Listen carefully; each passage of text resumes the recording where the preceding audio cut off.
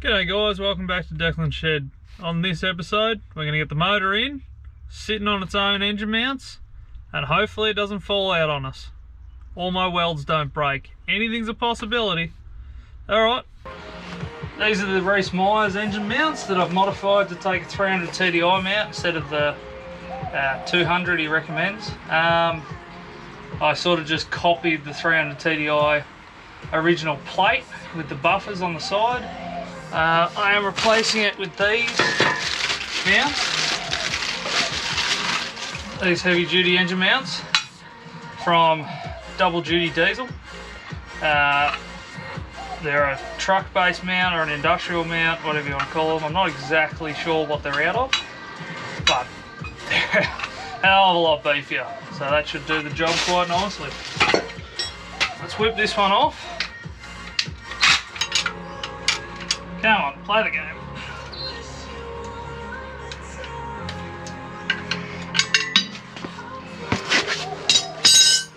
Wondering what that dipstick is? That is a 300 TDI dipstick, but on a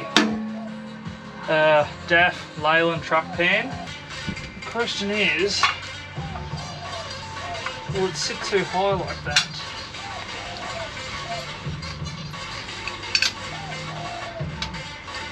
Wrong engine mount plate. Oh, hang on.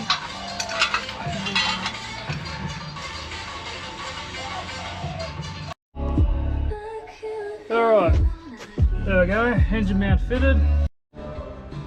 Alright, we have it hooked up on the engine crane. Yeah, it's almost most basic configuration. We've got the bell housing on it. Anyone asking gearbox? You'll find out in a minute.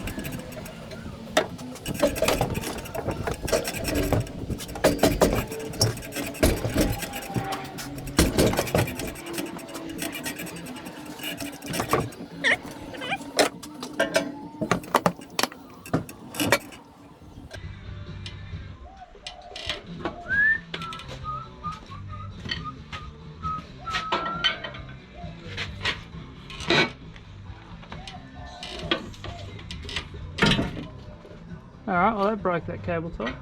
One way of breaking cable ties. This is sitting on the engine mount. Is it? Oh yeah, that needs to go across and back. But I think there's stuff on the wiring. What we found is the NV4500 bell housing, it's the stock 300 TDI floor pans. That side's a bit better, but she's still touching around where the starter motor's got to go. I did expect that, so it's not too much out of the ordinary. So let's have a go at fucking whipping these floors out.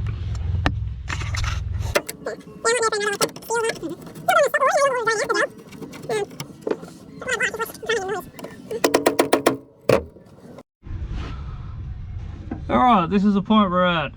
We are sitting in the tunnel with the bell housing sitting on it. It's NV4500 Dodge Ram bell housing. As you can see, I have wires and shit everywhere for my stereo because, well, I got lazy and didn't pull them out. But we are hitting that part of the bulkhead Also hitting this part of the bulkhead, which is understandable. We are about just over an inch, 25mm, 30mm there, possibly even 40mm to go up. The motor's currently on a downward slope slightly. Alrighty, radiator support mocked up, checking engine clearance. Now I've got a set of BA, BF, FG fans to go in here. May end up changing to a FG/territory one with a big single, depending on what I can make fit.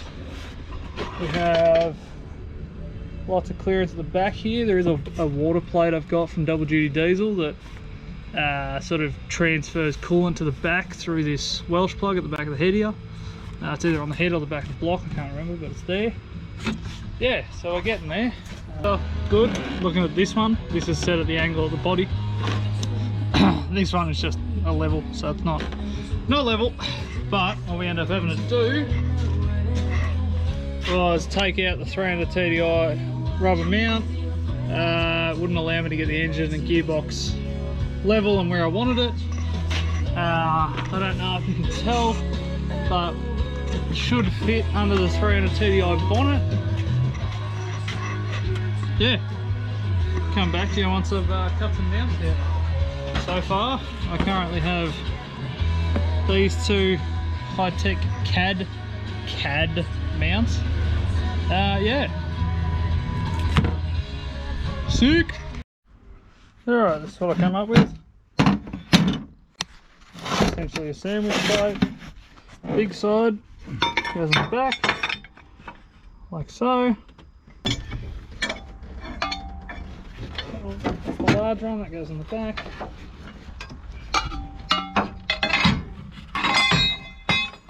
Alright, well, you don't drop it on the ground, but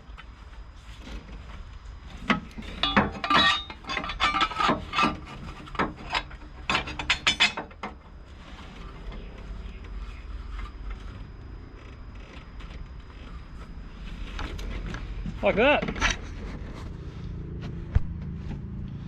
Pull the motor back into place, tack it on there. One engine mount done. Obviously some gusseting in the top here, and probably a small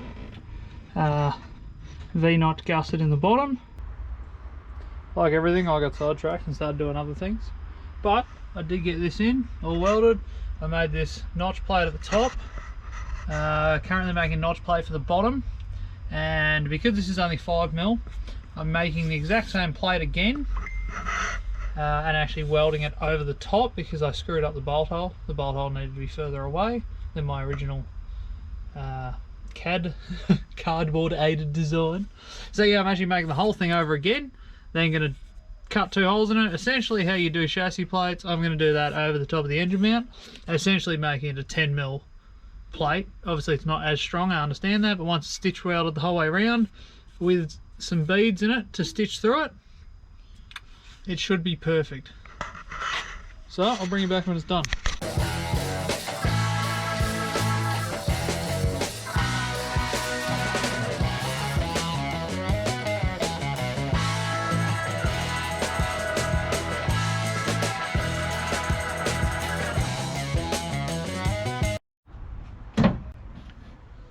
Leaving the original engine mount there was a dumb idea.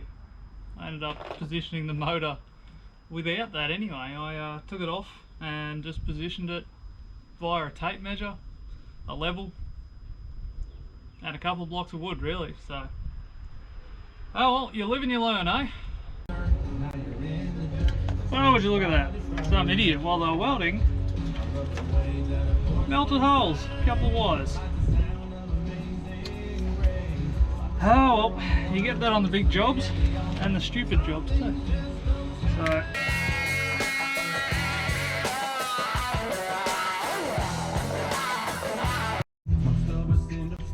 car builders, underbody tape wrap, amazing shit. They also do an internal one, love it. Used it everywhere in my Range Rover. Not sponsored by them, I just love their gear.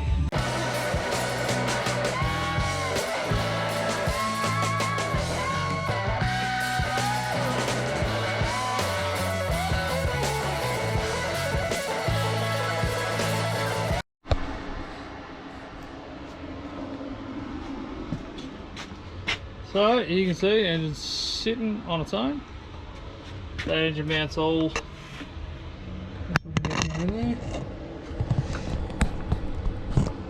engine mount's all welded up. There's a bit of excess material on the bottom, but it's not too bad. This one's all tacked in there. Obviously I've got to leave space for the pinion to come up to it, and I'm going to have to notch the inside of it and try to get the exhaust through there, or run the exhaust down through the other hole, but that's a problem for later. And all I did is found a little bracket, welded a piece of offcut to it. That's supporting the front of the motor so it doesn't tilt forwards. But yeah, there we go. Motor is in. Sitting pretty much spot on.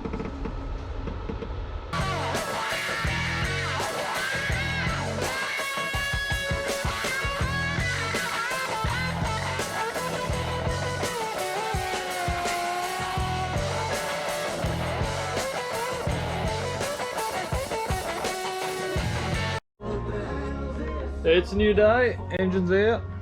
Had a bit of a break last night, called it a short one, and went to Speedway. If I got any footage, I'll add it in here so you have somebody to look at. That was K-Rock Cup.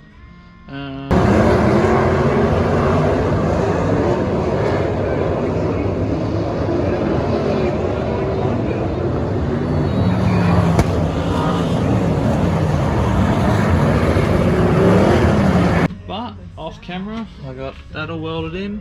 I have the backside plate to do, gusset plate on top to match the other side, and 2 V-notches at the bottom. And then yeah, this big lump of a motor will be back in there. Alright, motor's sitting in there. Engine mount's painted, front half of the chassis painted, all slotted in. Yes, all in the shed. Today we're going to make the cutout for the starter motor out of the bulkhead and get the flywheel housing on, and probably wrap this video up there. We'll attempt to put the gearbox on and start making gearbox mounts, but you'll probably see that in the next episode.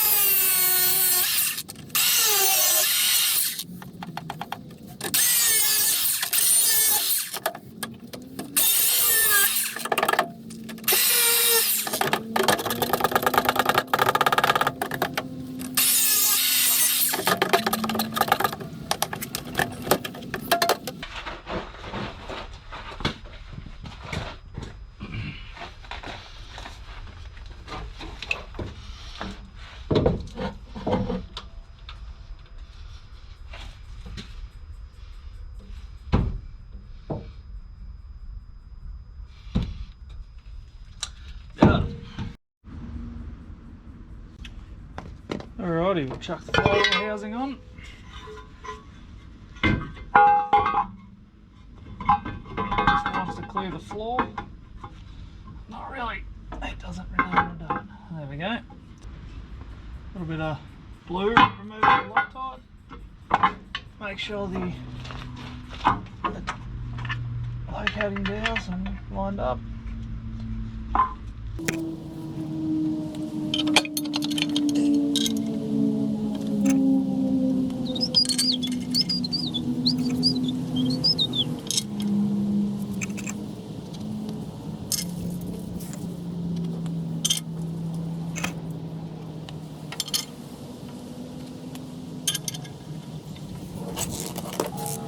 As far as I'm aware, they get torqued up to 77 Newton meters.